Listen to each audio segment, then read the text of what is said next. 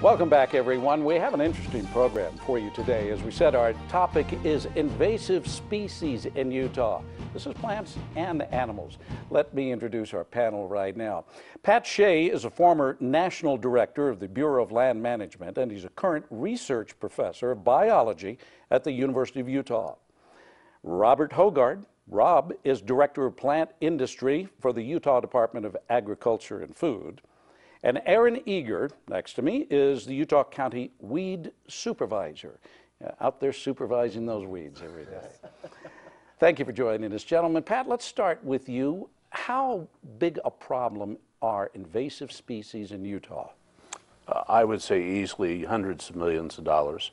You have to look at it, in my judgment, in two levels. One, in an agricultural sense of good agricultural land being competed by these non-native invasives. And then second, and I think of equal importance, is the watershed. Weeds have a negative impact on the quality and the quantity of water. They generally, tamarisk is a good example, take a disproportionate amount of water out that otherwise would go to native species or to agricultural uses. Are there other weeds or plants besides tamarisk that draw a great deal of the water? Not as much as tamarisk, but certainly cheatgrass is one that is both a fire hazard and a water hazard. In high desert plateaus like much of Utah, it tends to dominate because its root system goes out. It catches the water before the more deep-rooted native grasses do, and it burns much faster than native grasses do. I think anyone who's been around the rivers of southern Utah or stream beds anywhere has seen how bad that tamarisk problem is. What is the state doing, Rob, to fight these invasive species? Well, the state has the state noxious weed law, which has 27 listed noxious weeds. 27? 27 listed noxious weeds. And this last year with our legislative session, Senate Bill 61 was introduced and sponsored by Senator Ralph Okerlund.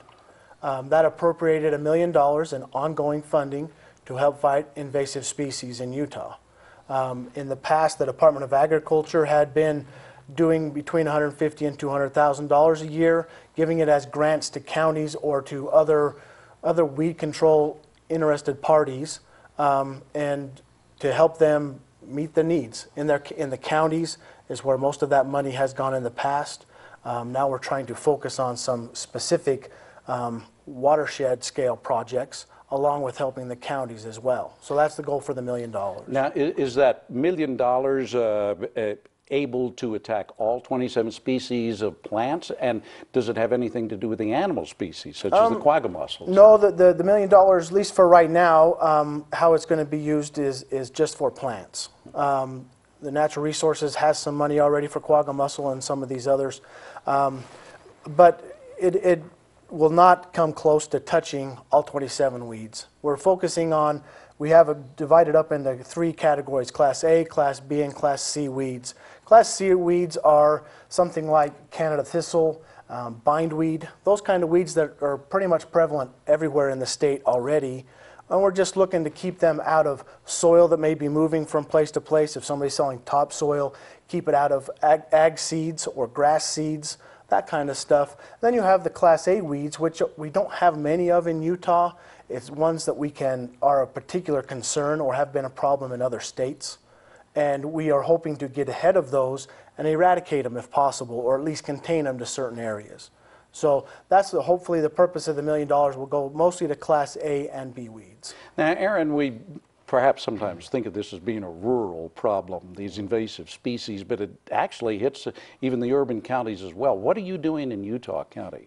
Yeah, it actually is not just in the rural, it's actually in the cities. And as a county weed supervisor, which would be all county weed supervisors, there's a mix that you have to do. So you're working with each one of the cities, you're working with private landowners, with farmers, on all aspects to try to help them. So you'll work with the public works director within each one of the cities on their land if they've got parks or different pieces of property that they own. Even to, like in Utah County, Utah Lake, it sits we got houses that go all around Utah Lake pretty much now, and we have a big problem with Phragmites that goes all the way around that lake. So whether you're way out, in the Forest Service BLM or right down into the middle of the city, even private landowners on small properties that are, you know, a quarter acre, they have thistle and they have these other problems. So we try to manage it by working with the various different municipalities and have them go out to their various different landowners, and then we'll either assist them or they'll actually have a program also that they can use. Do you think you're winning the battle? We're definitely making dents, and in a lot of places we definitely are winning battles. And like Rob said, on some of the weeds, if it's on that A list, definitely that is an EDRR, where it's early detection, rapid response, where we will go after it because we want that line in the sand that it is not coming any further this way. So yeah, we're definitely making progress. Most counties, I would say, each year are able to push it back further and further. Pat, you look like you had a Yeah, point. I just had a question. I'd be interested to have Rob and Aaron's response. I've often thought of invasive species as sort of a silent fire. Yeah. A fire unifies all jurisdictions. Everybody can agree it ought to be put out. And one of the problems I've seen with invasive species is everybody thinks that their jurisdiction should handle it. Right. How do you respond at a state level and particularly at a county level with the many municipalities that you have in Utah County? Right. There are cooperative weed management areas, or CWMAs, and that it brings together all the partners. So federal partners, state partners, county, the private landowners. We try to get all of them together, pool funds, pool resources to go hit some of these. And as you mentioned, the wildfire analogy, if you look at, there's a new weed that we have in Utah. Well, we've had it for 20 years, but it's starting to expand a little more, called Medusa head. Very similar to cheatgrass, only maybe a little worse. And it is now starting to spread like that fire. We're starting to find little pockets here and there that we now have to hit those hot spots and then try to shrink it down. So we are finding very good success, and I think Aaron can speak to this as far as the CWMA programs go. We are finding very good cooperative success, and we are having impacts on these weeds when we can get together. As a matter of fact, in relation to that square rose knapweed that we saw in Dan's report, we have a graphic here that shows all the agencies, including ranchers associations and farmers associations, that have had to come together to cooperate to fight even just that one weed. Pat, you were BLM director under the Clinton administration. Has the problem gotten worse or better with the efforts to fight these invasive species? I think, in my judgment, it's gotten worse, not because the effort hasn't been there, but I think there is increased temperatures, there are erratic weather patterns as we're seeing, and so the ability to manage those invasives and cut them back, as we were saying, I think has become a much more difficult task, and we're in a time of economic crunch. So the money that's needed at the local and county level is not necessarily being put there because of other priorities. Yes. And are you facing that situation in Utah County? Almost every county will face that. And not only the county, the city, every agency that we work with is getting a smaller budget. And so it's harder to get more acres sprayed and do that. The one benefit from it is that, like Rob was saying, the cooperative groups are starting to come together a little better because everyone has a smaller amount of money to deal with, and so you try to get more people working on one project. But overall, you know, everyone's budget is in this economic.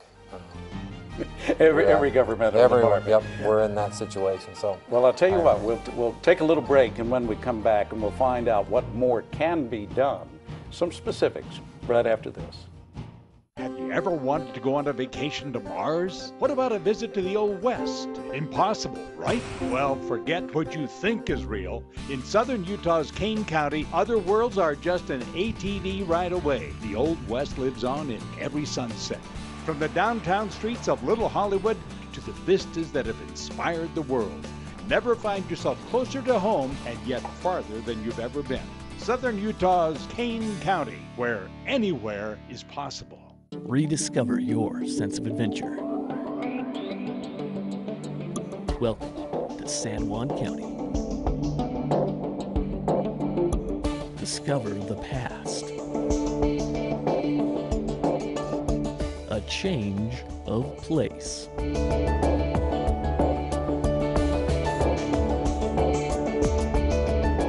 Utah's San Juan County, where life is elevated. Cedar City, Utah is home of the Tony Award-winning Utah Shakespeare Festival. But did you know that we also offer a different kind of play?